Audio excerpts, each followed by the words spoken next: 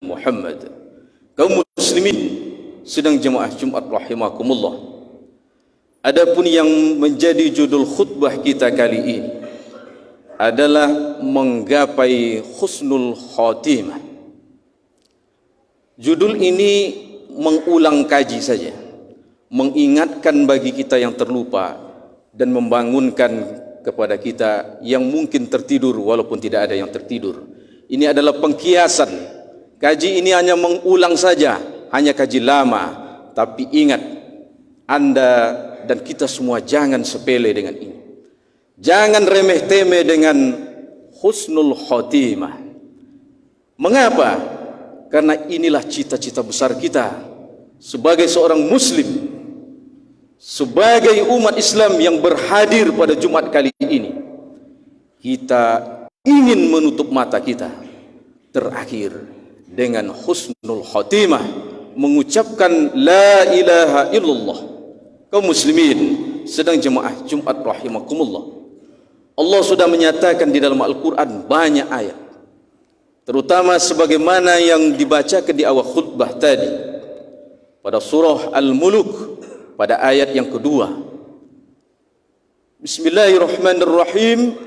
Alladzi khalaqal mauta wal hayata liyabluwakum ayyukum ahsanu amala wa huwal azizul ghafur. Yang menjadikan mati dan hidup supaya Allah menguji kamu siapa yang terbaik amal perbuatannya. Dalam hadis riwayat Imam Tirmizi, sahabat bertanya kepada Rasulullah sallallahu alaihi wasallam, "Ya Rasulullah, siapa orang yang terbaik itu? Siapa orang yang beruntung itu ya Rasul?" Nabi menjawab, orang yang panjang umurnya, baik pula perangainya. Kaum muslimin, apa yang kita lihat hari ini? Orang yang panjang umurnya, perangainya minta ampun. Tetapi orang yang baik perangainya, Allah panggil lebih cepat. Dan ini adalah ujian kepada kita, karena sekali lagi Allah menjadikan hidup dan mati untuk menguji kita siapa kita yang terbaik. Maka Allah menjadikan ada hidup, ada mati sebagai nikmat yang paling besar bagi kita. Oleh karena itu, jangan mati itu dijadikan sebuah musuh dan ketakutan, karena mati adalah itu pasti. Mati adalah nikmat terbesar dan hidup juga adalah nikmat terbesar bagi kita. Mati menjadikan kita mengambil hikmah. Apa itu? Bahwa Allah menunjukkan ketegasannya, bahwa kekuasaannya itu adalah di atas segala-galanya. Dan Allah menunjukkan kepada kita bahwa kita ini adalah makhluk, mengenalkan kepada kita bahwa kita ini makhluk dan dia akan berakhir. Dan makhluk itu adalah wa ma khalaqtul jinna wal insa illa liya'budun. Allah tidak menjadikan jin dan manusia kecuali untuk beribadah, beriman kepada Allah Subhanahu wa taala. Kaum muslimin sedang jemaah Jumat rahimakumullah, oleh karena itu amatlah kita kembali merenung pada Jumat kali ini. Walaupun kaji ini selalu kita dengar, walaupun kita baca dan bahkan kita hafal tentang ini, bahkan kita sering mendengar di saat pelepasan jenazah sekalipun tentang ini. Hidup kita ini berawal, maka dia akan berakhir. Ada hidup, ada mati, ada buayat, ada liang lahat. Tidak ada orang yang bisa lari dari ini. Orang Arab jahiliyah dulu takut dia dengan mati. Dia bikin box kotak yang namanya kotak untuk lari dari kematian. Maka dia rasa dia akan mati, dia lari ke dalam kotak itu. Tetapi apalah daya, tidak ada gunanya kotak untuk lari dari Allah, karena Allah sudah menyebutkan kullu nafsin za'iqatul maut, Ali Imran 185, Setiap yang memiliki ruh, yang memiliki jiwa, maka dia akan merasakan yang namanya mati. Jadi kita tidak bisa lari dari itu. Kenapa? Inna lillahi wa inna ilaihi raji'un. Sesungguhnya kita datang dari Allah dan akan kembali hanya kepada Allah Subhanahu wa taala. Kaum muslimin, oleh karena itu untuk apa kita berbangga, menyombongkan diri, meninggikan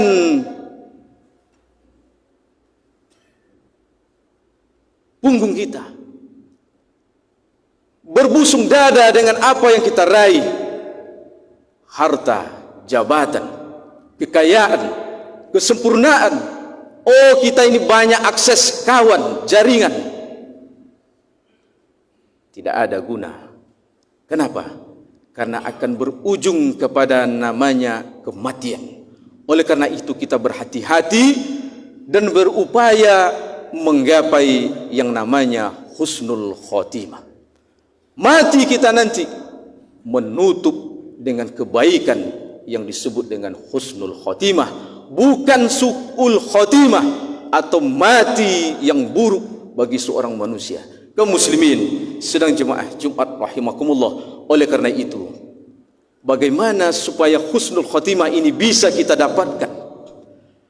Maka yang pertama adalah pahami makna hidup ini dengan baik, dengan benar. Untuk apa kita hidup dan untuk apa kita mati? Kembali kepada Al-Muluk ayat 2 tadi, ini adalah ujian. Allah menguji kita siapa yang terbaik. Allah menyebutkan dalam surah Al-Hadid ayat 20, kita ini sangat-sangatlah sebentar. Allah umpamakan seperti tanaman hijau, kemudian layu, kemudian menguning, kemudian jatuh ke tanah, lenyap dimakan oleh tanah, lenyap dimakan oleh bumi. Sangatlah sebentar. Maka oleh karena itu, yang kedua yang mesti kita lakukan adalah bersemangatlah, bekerja keraslah untuk amal ibadah dan amal soleh kita kepada sesama manusia. Jangan kita menunda-nunda amal kita.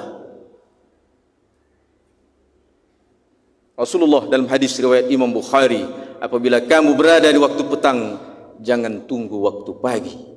Jika kamu berada di waktu pagi, jangan tunggu waktu petang. Manfaatkan sehatmu sebelum sakitmu, manfaatkan hidupmu sebelum mati. Hadis ini mengandung makna yang luar biasa. Pelajaran kepada kita bahwa tidak ada masa yang kita lewatkan untuk memperbanyak amal ibadah kita dan mampu memberikan manfaat, tolong menolong kepada sesama, karena ini adalah waktu-waktu yang amat dibutuhkan bagi kita semasa hidup di dunia ini. Sehingga nanti di padang mahsyar kita tidak menjadi orang-orang yang bangkrut, yang pailit di hadapan Allah Subhanahu wa taala. Kaum muslimin sedang jemaah Jumat rahimakumullah, banyak yang kita raih dari ikhtiar dan usaha kita, hasil yang kita peroleh di dunia ini. Bahkan yang melalaikan kita selain anak-anak kita dan harta-harta kita, yaitu angan-angan kosong kita, angan-angan panjang kita, sehingga hari-hari kita penuh untuk mengejar dunia. Bahkan lebih hebat lagi, kita tidak mau tahu dengan halal dan haram. Kita dengan penuh rakus menghalalkan segala cara untuk mendapatkan dunia, mendapatkan harta, jabatan dan lain sebagainya. Sehingga apa? Ini adalah sebuah kezaliman. Kezaliman ini payah penyelesaiannya. Kalau yang kita zalimi atau sebuah perbuatan zalim kita lakukan kepada seseorang yang masih hidup, mungkin selesai dengan kita meminta maaf, selesai dengan kita mengembalikan apa yang sudah terambil, kemudian kita bertobat minta ampun kepada Allah. Tetapi kalau mereka yang kita zalimi, yang kita rugikan, dengan hadirnya kita, penyelesaiannya nanti di padang mahsyar luar biasa payahnya. Kenapa? pahala kita akan pindah kepada orang yang kita zalimi. Dan kalau pahala itu tidak cukup, maka dosa orang yang kita zalimi akan pindah kepada kita. Kita berbangga diri di dunia ini dengan amal kita luar biasa banyaknya, dengan solat kita, puasa kita, zakat kita, banyaknya kita ikut dalam mengembangkan dakwah Islam. Berbangga kita akan nanti mati akan membawa bekal yang banyak dan menggunung di hadapan Allah Ta'ala. Tetapi di hadapan kita nanti semua pahala itu akan berterbangan seperti kapas. Sedih rasa di hati. Tapi ini adalah penderitaan di atas penderitaan yang luar biasa bagi kita. Kita menjadi orang yang bangkrut di padang mahsyar. Karena apa? Karena kezaliman, kerakusan yang kita lakukan. Kita tidak ingat bahwa hidup kita ini akan mati. Kaum muslimin sedang jemaah Jumat rahimakumullah, kemudian husnul khatimah ini akan bisa diraih selanjutnya dengan kita tetap istiqamah di jalan Allah Ta'ala. Hadis riwayat Imam Tirmizi, Sufyan bertanya kepada Rasulullah SAW. Apa kata Sufyan kepada Rasulullah SAW? Ya Rasulullah, ceritakan kepadaku tentang suatu perkara yang aku bisa berpegang teguh. Apa kata Rasulullah SAW? Amantu billah. Katakan kamu beriman kepada Allah dan istiqamalah dengan kalimat itu. Inilah yang kita upayakan dengan selalu kita mengulang-ulang kaji, menuntut ilmu, membaca, bertanya, berdiskusi, menghadiri majelis taklim, melihat ceramah-ceramah, baik itu secara daring, secara online, melalui media-media yang kita punya. Untuk apa? Untuk supaya diri kita bisa berubah ke arah yang lebih baik, sehingga menutup mata dengan husnul khotimah. Kaum muslimin sedang jemaah Jumat rahimakumullah. Kemudian yang terakhir, berdoalah untuk kehidupan kita diakhiri dengan husnul khotimah. Menutup mata terakhir dengan mengucapkan la ilaha illallah, yang dihitung sebagai mati yang baik, meninggal yang baik. Tetapi ada kalanya kita melihat di saat keluarga kita meninggal dunia, kita menangis. Mengapa kita menangis? Padahal Rasulullah SAW sudah berkata dalam hadis riwayat Imam Muslim, apa kata Nabi? Bahwa dunia ini adalah penjara bagi orang-orang beriman dan surga bagi orang-orang kafir, orang-orang yang ingkar kepada Allah Ta'ala. Tetapi kita menangis tadi, padahal dia keluar dari penjara, tetapi kita menangisinya. Ini mesti juga kita renungkan pada Jumat kali ini.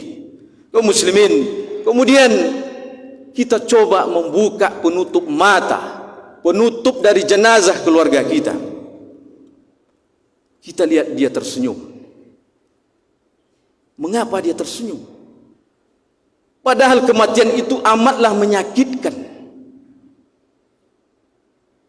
Sampai-sampai Ali bin Abi Thalib berkata, demi jiwaku yang dalam kekuasaan Allah Ta'ala, bahwa tikaman 1000 pedang itu lebih ringan daripada sakratul maut. Ka'ab al-Ahbar ditanya oleh Umar bin Khattab, bagaimana sakratul maut? Ka'ab mengatakan, seumpama dahan yang memiliki cabang-cabang, kait, kemudian dimasukkan ke dalam perut seorang manusia, kemudian ditarik dengan sekuat-kuatnya, maka seluruh urat-urat saraf akan menyangkut dengan cabang-cabang dahan itu. Maka apa yang bisa diraih dengan cabang-cabang dahan itu akan dibawa keluar, dan apa yang tidak bisa diraih maka itu akan tinggal. Begitulah sakitnya amat parahnya sakratul maut, dan inilah yang akan menentukan apakah kita husnul khotimah atau su'ul khotimah. Oleh karena itu kaum muslimin, di saat kita melihat jenazah mayit itu tersenyum, rupanya dia husnul khotimah. Dia sudah melihat tempatnya, kamarnya, lorong-lorong dan pojok-pojoknya dia di surga, sehingga dia tersenyum. Dia tidak merasakan bagaimana sakitnya kematian. Inilah yang kita idam-idamkan, kematian dengan husnul khotimah. Kenapa? Karena di saat sakratul maut gangguan amatlah luar biasa. Yang pertama adalah takut kita tidak selamat. Kenapa takut kita tidak selamat? Karena bekal kita sedikit. Kemudian yang kedua adalah sedih kita meninggalkan dunia, harta, anak-anak kita, dan bahkan banyak lagi capaian-capaian yang ingin kita kejar. Tetapi apalah daya, perjanjian kita sudah selesai dan kita akan kembali kepada Allah Ta'ala. Tidak bisa dimajukan dan bahkan tidak bisa dimundurkan. Dan ini adalah pasti. Oleh karena itu, nanti setelah meninggal dan di padang mahsyar, kita tidak bisa berbuat apa-apa. Dengan apa yang sudah kita perbuat dahulu, maka ibadah, amal itulah yang menyelamat kita. Makanya al-yawma nakhtimu ala afwahihim wa tukallimuna aydihim wa tashhadu arjuluhum bima kanu yaksibun. Pada hari ini kami kunci, kami tutup mulut mereka, kata Allah. Tangan mereka akan berkata kepada kami dan kaki mereka akan memberikan kesaksian kepada kami terhadap apa yang dahulu mereka kerjakan. Inilah yang menjadi rungan kita pada Jumat kali ini. Semoga bermanfaat, terutama bagi khatib yang menyampaikan. Barakallahu li wa lakum fil Qur'anil azim wa naf'ani wa yakum bima fihi minal ayati wa zikril hakim wa taqabbala minni wa minkum tilawatahu innahu wal ghafurur rahim.